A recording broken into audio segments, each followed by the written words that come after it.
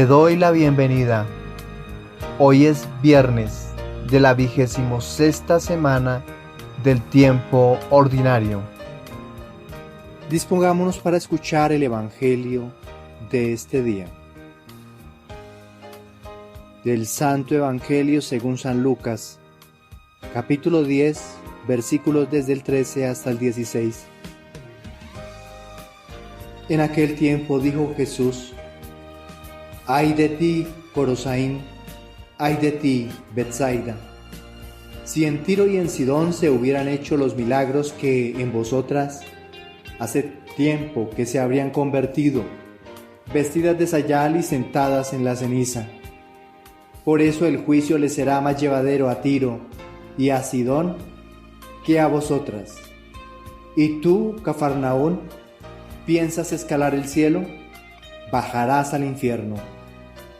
Quien a vosotros os escucha, a mí me escucha. Quien a vosotros os rechaza, a mí me rechaza. Y quien me rechaza, a mí rechaza al que me ha enviado. Palabra del Señor.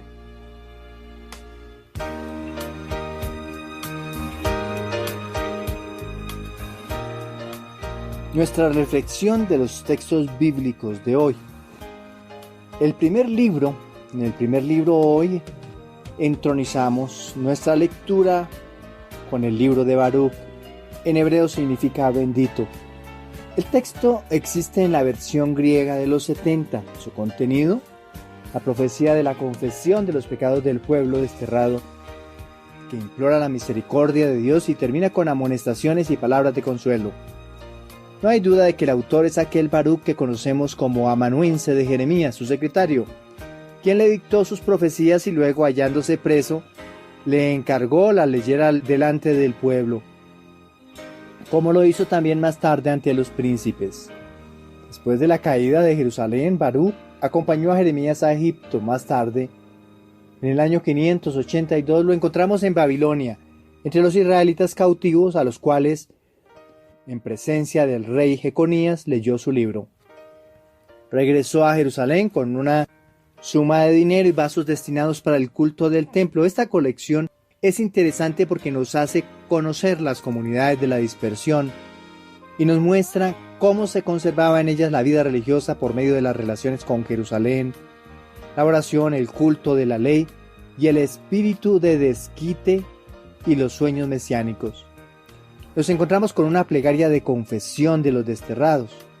La oración tiene un reconocimiento de la culpa que nuestro autor considera dentro del marco general de la historia del pueblo y en estrecha reunión con el pasado y con sus dirigentes.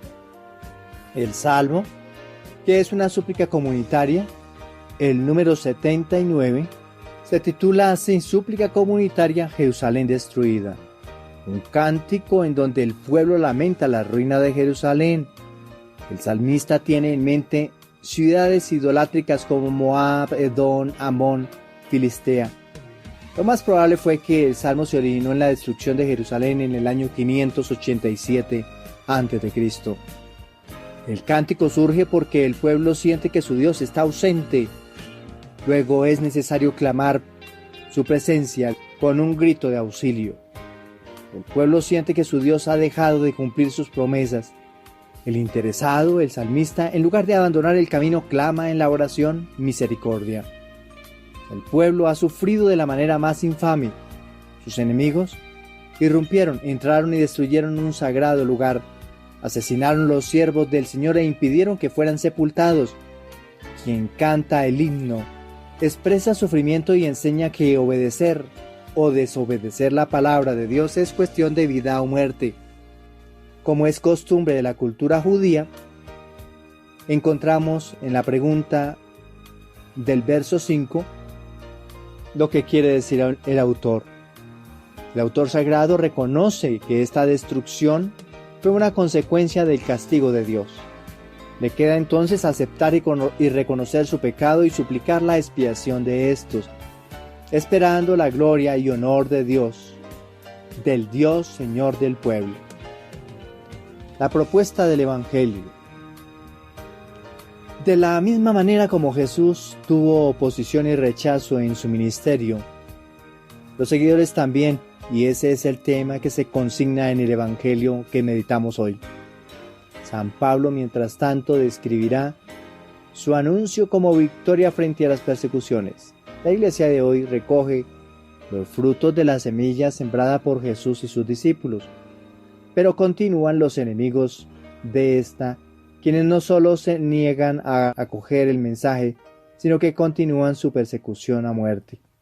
Para todos ellos es este mensaje: ay de ellos que no acogen al Salvador ni su mandato de respetar la vida dada por Dios